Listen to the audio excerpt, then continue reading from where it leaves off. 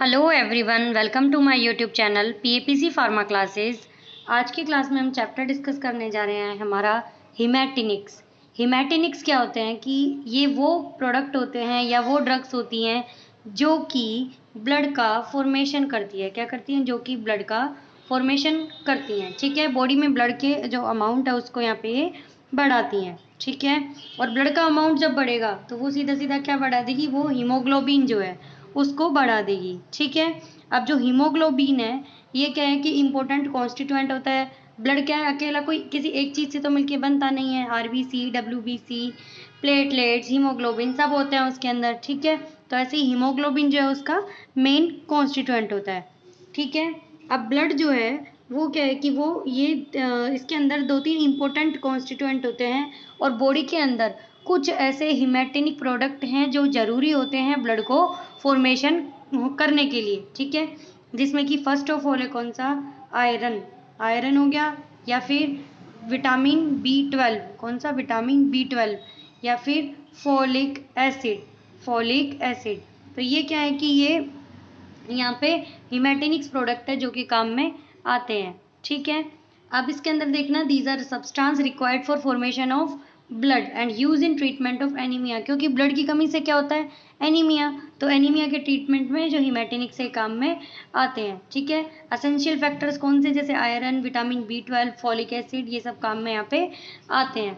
आगे देखते हैं, स्टार्टिंग फ्रॉम आयरन। आयरन क्या है? आयरन एक असेंशियल बॉडी का कॉन्स्टिट्यूएंट होता है और बॉडी के अंदर जो आयरन है वो कितना होता है? 2.5 से 5 ग्राम। ठीक है, मैन में ये ज़्यादा होता है। जैसे 1 kg के अंदर 50 mg आयरन प्रेजेंट होता है। ठीक है, और वुमेन्स में 38 mg पर kg। ठीक है, अब आयरन जो है, आयरन यहाँ पे जो बॉडी के अंदर जाता है तो वो क्या है कि फेरिक की फॉर्म में जाता है, फेरिक की फॉर्म में।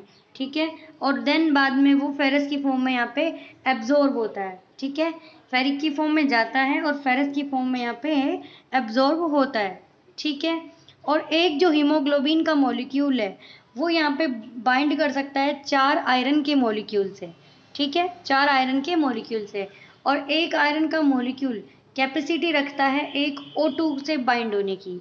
किससे? एक O2 से बाइंड होने की। ठीक है, तो इसी हिसाब से एक हीमोग्लोबिन का मॉलिक्यूल जो है वो 4 ऑक्सीजन को कैरी यहाँ पे करता है। ठीक है, ये इंपॉर्टेंट है, पूछा गया क्वेश्चन है कि एक हीमोग्लोबिन कितने ऑक्सीजन के मॉलिक्यूल को कैरी करता है? तो वो 4 ऑक्सीजन के मॉलिक्यूल को यहाँ पे कैरी करता है। ठीक है, इसके बाद क्या है कि आयरन के बारे में कुछ और चीज़ें अगर हम देखें, आयरन क्या है कि एक तो अलग अलग फॉर्म्स में होता है। जैसे हीमोग्लोबिन में, हीमोग्लोबिन की फॉर्म में 62% प्रेजेंट होता है ये iron, stores as ferritin and haemosiderin. और जो ट्रांसफ़र होता है आयरन, आयरन जो ट्रांसफ़र होता है उसको हम क्या बोलते हैं? ट्रांसफेरिन। उसको यहाँ पे हम क्या बोलते हैं? Transferrin. Transport form of iron जो कि कितनी होती है? 0.1%। ठीक है, इसके बाद क्या है कि आयरन स्टोर्स फेरिटीन और हीमोसेरिडीन की फॉर्म में 25%, मायोग्लोबिन 7%, यानी कि मसल्स के अंदर जो प्रेजेंट होता है। और पैरेनकाइमल आयरन ये कितना होता है? एंजाइम्स वगैरह में, जैसे प्रिकर्सर की फॉर्म में साइटोक्रोम, इन सब में 6%। ठीक है, इस तरीके से यहाँ पे काम आएगा। ठीक है, आयरन। और क्या है कि आयरन के बारे में इंपॉर्टेंट चीज़ें, आयरन का इंपॉर्टेंट रोल किस में होता है? ऑक्सीजन को ट्रांसपोर्ट करने के अंदर और सेल्यूलर ऑक्सीडेशन करने में, सेल्यूलर ऑक्सीडेशन करने में। ठीक है, डाइट्री आयरन जो है, यानी कि जब हम खाते हैं तो वो क्या है? Fe+3 फेरिक फॉर्म में यहाँ पे जाता है, और जो कि ये वाटर इनसोल्यूबल है। क्या है ये? Water insoluble. ठीक है, और बाद में वाटर सोल्यूबल क्या है कि Fe2+ जो है वो बनता है। Fe2+ बनता है, इसको क्या बोलते हैं? Ferrous form. क्या बोलते हैं? Ferrous form. रेड्यूसिंग एजेंट जैसे कि विटामिन C, ये क्या है कि आयरन के एब्जॉर्प्शन को बॉडी के अंदर बढ़ाते हैं। ठीक है, आयरन के एब्जॉर्प्शन को बॉडी के अंदर ये बढ़ाते हैं। और जो विटामिन C है ये आयरन के अंदर बॉडी को एब्जॉर्प्शन को कैसे बढ़ाता है? क्योंकि विटामिन C का नाम क्या होता है? Ascorbic acid. क्या होता है? Ascorbic acid. अब जो आयरन है वो क्या है कि वो एसिड की प्रेजेंस में उसका एब्जॉर्प्शन जो है वो बॉडी के अंदर बढ़ता है, स्टमक के अंदर। ठीक है, और ऐसे आयरन जो है वो पूछा जाए कि एब्जॉर्ब कहाँ से होता है तो बोलना है स्टमक से और ड्यूडेनम से। किससे? स्टमक से और ड्यूडेनम से। अगर दोनों में से एक चूज करना हो तो ड्यूडेनम से। ठीक है, तो फिर ड्यूडेनम से यहाँ पे बोलेंगे उसको। ठीक। ठीक है। और जो एंटासिड्स होते हैं और कुछ ड्रग जैसे कि टेट्रासाइक्लिन, एंटासिड या फिर टेट्रासाइक्लिन, ये क्या है कि आयरन के एब्जॉर्प्शन को यहाँ पे क्या करती हैं, कम करती है, आयरन के एब्जॉर्प्शन को यहाँ पे कम करती है। ठीक है। अब देखते हैं कि जो आयरन है वो कौन कौन सी प्रिपरेशंस में यहाँ पे अवेलेबल होते हैं। आयरन 2 टाइप की प्रिपरेशंस में होता है। कैसे? एक तो ओरली और एक पेरेंटरली। ओरली अगर आयरन की बात करें तो ferrous succinate, iron choline citrate, iron calcium complex, ये इस तरीके से यहाँ पे ये काम में आते हैं। कैल्शियम कॉम्प्लेक्स में फेरिक अमोनियम सिट्रेट, फेरिक अमोनिएट, इन सब की फॉर्म में जो है ओरल में ये प्रेजेंट यहाँ पे होता है। Parental formulations, iron dextran, ferrous sucrose, ferric carboxy maltose, ये इन सब की फॉर्म में क्या है, पेरेंटल यानी कि इंजेक्टेबल रूट से यहाँ पे काम में आता है आयरन। ठीक है।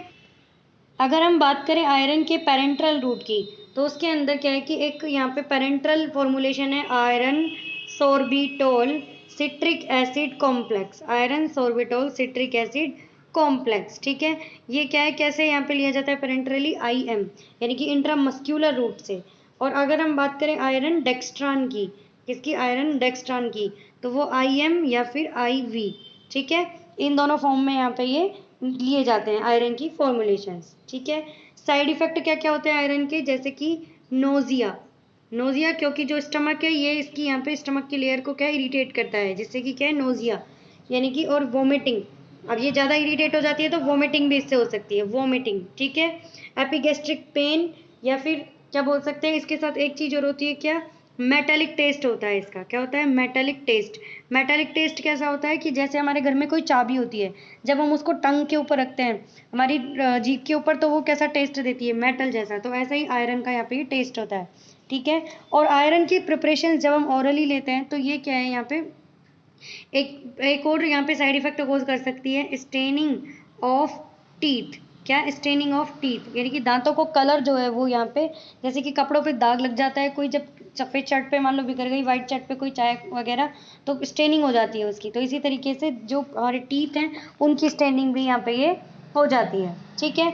अगर आयरन हम यहाँ पे पेरेंटरी रूट से ले रहे हैं तो स्किन के ऊपर भी यहाँ पे स्टेनिंग हो जाती है। ठीक है।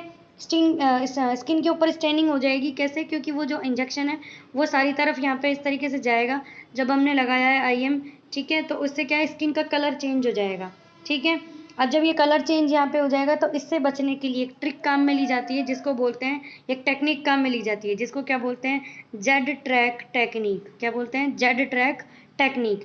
इस टेक्निक से जो आयरन का इंजेक्शन है वो यहाँ पे लगाया जाता है। इसमें क्या है कि जो एक साथ मसल को इकट्ठा करके फिर इंजेक्शन लगाया जाता है और फिर छोड़ दिया जाता है, जिससे कि जो स्किन की स्टेनिंग है यहाँ पे वो नहीं होती। ठीक है। इसके अलावा आयरन जो है एस्ट्रिंजेंट प्रॉपर्टी भी शो करता है, एस्ट्रिंजेंट भी होती है इससे एस्ट्रिंजेंट प्रॉपर्टी। इसके अलावा जो आयरन की पॉइजनिंग है, जब अगर हो जाए क्या, आयरन की पॉइजनिंग, तो यहाँ पे क्या काम में लिया जाता है, डेसफेरोक्सामीन, डेसफेरोक्सामीन यहाँ पे आयरन की पॉइजनिंग में काम में लिया जाता है। ठीक है। तो ये कुछ हमने इंपॉर्टेंट यहाँ पे पॉइंट्स पढ़े जो कि आयरन से रिलेटेड है। आयरन का यूजेस कहाँ पे लिया जाता है, माइक्रोसाइटिक एनीमिया में, माइक्रोसाइटिक एनीमिया की प्रॉब्लम हो जब, तो आयरन का यहाँ पे हम काम लेते हैं। एज हीमोग्लोबिन, RBC के अंदर जो आयरन है वो कितना परसेंट प्रेजेंट होता है RBC के अंदर, वो होता है कितना, 70%। RBC के अंदर 70% प्रेजेंट होता है। स्टोर्ड आयरन जो आपको बता दिया, फेरिटीन और हिमोसेरिडीन की फॉर्म में प्रेजेंट होता है। ट्रांसपोर्ट फॉर्म ऑफ आयरन क्या कहलाती है, ट्रांसफेरिन कहलाती है। और मसल्स में जो आयरन प्रेजेंट है उसको क्या बोलते हैं, मायोग्लोबिन। ठीक है। तो ये कुछ आयरन की इंपॉर्टेंट कंसिडरेशंस थे। नेक्स्ट बात करते हैं किसकी, विटामिन B12 की। विटामिन B12 को दूसरे किस नाम से जानते हैं, साइनोकोबालामिन नाम से। किससे, साइनोकोबालामिन नाम से। विटामिन B12 भी यहाँ पे क्या है कि इम्पोर्टेंट जो है वो कॉन्स्टिट्यूएंट होता है, हिमैटिनिक प्रोडक्ट्स के अंदर ये इंक्लूड होता है, जिसको हमने क्या बोला, साइनोकोबालामिन। ठीक है।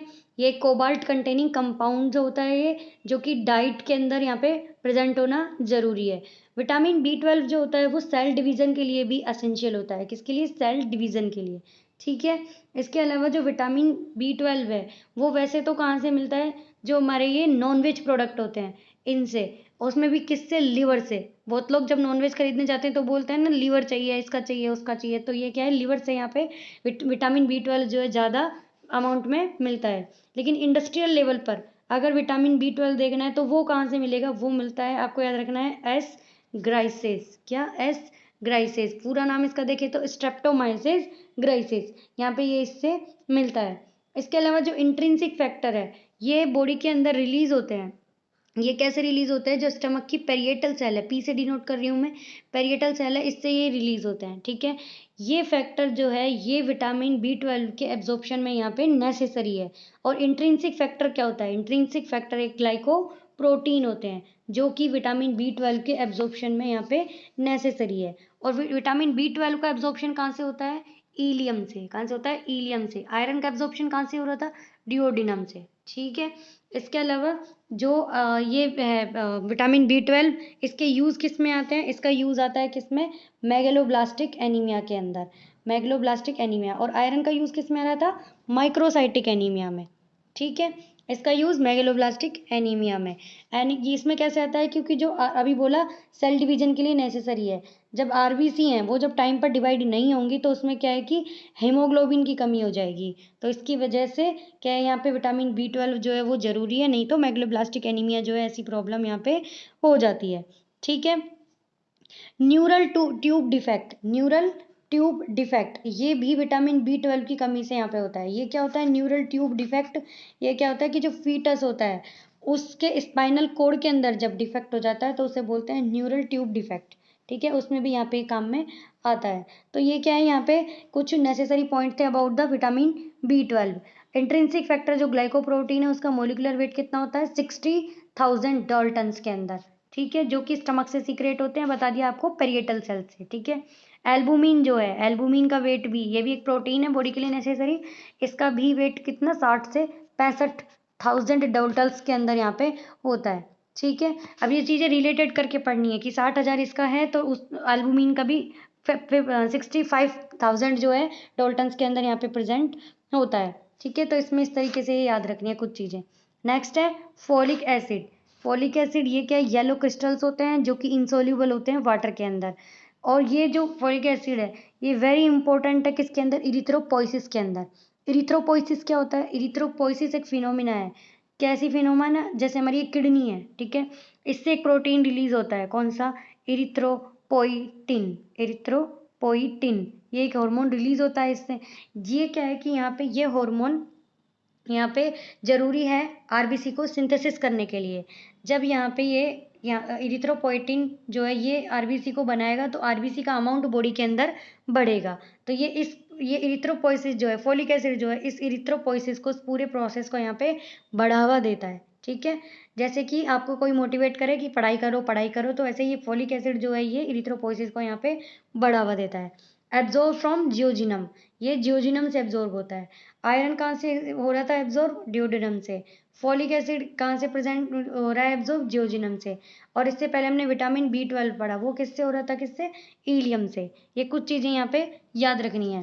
कुछ ड्रग्स होती हैं जैसे कि फिनाइटोइन, आइसोनियाजिड, ये क्या है कि यहाँ पे इसके जो एब्जॉर्प्शन है फोलिक एसिड का, इसके एब्जॉर्प्शन को भी यहाँ पे ये रोकती है। ठीक है, एक यहाँ पे इरिथ्रोपोइटिन जो है वो क्या है कि वैसे तो आरबीसी बोन मैरो में बनती है। ठीक है, कहाँ बनती है, बोन मैरो में। ये काम कैसे करती है कि बोन मैरो में जब बनती है आरबीसी तो वहाँ पे इरिथ्रोइड सेल्स को एक्टिवेट करती है, जिससे कि फिर आरबीसी का फॉर्मेशन होता है। तो इस पूरे प्रोसेस को बोलते हैं क्या, इरिथ्रोपोइसिस, जिसको फोलिक एसिड जो है वो यहाँ पे, फोलिक एसिड यहाँ पे इसको बढ़ावा देता है। ये कुछ चीज़ें जो हैं फोलिक एसिड की इंपॉर्टेंट है। मेगलोब्लास्टिक एनीमिया में के ट्रीटमेंट में कौन काम में आ रहा था, विटामिन B12। फोलिक एसिड जो है ये भी मेगलोब्लास्टिक एनीमिया के ट्रीटमेंट में काम में आता है। ठीक है, अब कुछ इंपॉर्टेंट चीज़ें एक बार देख लें। हमारे गवर्नमेंट में क्या कर रखा है, इंडिया के अंदर गवर्नमेंट ने, कि जो प्रेग्नेंट वुमेन होती है उसको फर्स्ट ट्राइमेस्टर यानी कि 3 मंथ, शुरू के 3 मंथ उसको क्या है कि क्या दी जाती है, 1 टैबलेट पर डे आयरन की। वो भी कितने दिनों तक, 100 दिन तक, जिसके अंदर 100 mg आयरन होगा एक टैबलेट में। ठीक है, और 500 माइक्रोग्राम फोलिक एसिड होगा। ठीक है, तो ये जिससे कि क्या है कि एनीमिया ना हो, इसलिए ये टैबलेट यहाँ पे दी जाती है। इंट्रिंसिक फैक्टर जो कि स्टमक से रिलीज हो रहा था, किससे, पेरिएटल सेल्स से, जो कि जरूरी था इंट्रिंसिक फैक्टर विटामिन B12 के एब्जॉर्प्शन के लिए। ठीक है, तो इस इंट्रिंसिक फैक्टर की कमी से जो एनीमिया होता है उसको क्या बोलते हैं, परनीसियस एनीमिया। क्या बोलते हैं? Pernicious anaemia. अलग अलग एनीमिया है जो इनको याद रखने हैं। आयरन की कमी से कौन सा हो रहा था? Microcytic anaemia. विटामिन B12 और फोलिक एसिड की कमी से कौन सा हो रहा है? Megaloblastic anaemia. और इंट्रिंसिक फैक्टर की कमी से कौन सा हो रहा है यहाँ पे? ये परनीसियस एनीमिया। ये हिमेटेनिक्स प्रोडक्ट हमने डिस्कस किए। इनके जो इनकी यहाँ पे इम्पोर्टेंस है बॉडी के अंदर, ये मेंटेन होनी चाहिए। और इन सब के लिए क्या है, जैसे आयरन है, आयरन के लिए क्या, हरी पत्तेदार सब्जियां हैं जो, जिनको बोलते हैं क्या, ग्रीन लीफी वेजिटेबल्स, इनको खाते रहना चाहिए जिससे इनकी कमी ना हो। और ये क्या है, हमारी बॉडी के अंदर ब्लड का फॉर्मेशन जो है उसको बनाने के काम आते हैं, जिनको हम क्या बोलते हैं? हिमेटेनिक्स प्रोडक्ट। ये चैप्टर यहीं फिनिश होता है। नेक्स्ट क्लास में नेक्स्ट चैप्टर के साथ मिलेंगे। तब तक के लिए थैंक यू, धन्यवाद, जय हिंद, जय भारत।